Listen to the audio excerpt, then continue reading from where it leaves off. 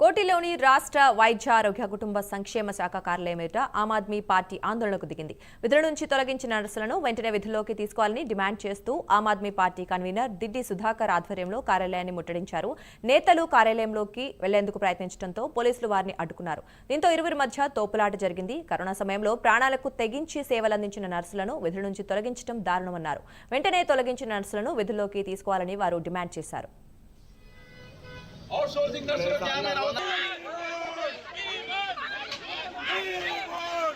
We want justice corona करने वाले corona warriors को नजरअंदाज करने वाले कोरोना वॉरियर्स को नजरअंदाज करने वाले We want justice We want justice We want justice इंकलाब इंकलाब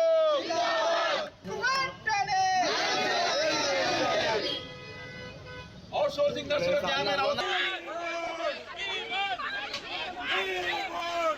We want justice డిమాండ్స్ ఏంటంటే కరోనా టైంలో ఎవరైతే వచ్చేసి వర్క్ చేసేసి వాళ్ళకి ప్రాణాలకు తెగించేసి వర్క్ చేశారు వాళ్ళకు మీరు వెంటనే వచ్చేసి జాబ్స్ ఇవ్వాలి.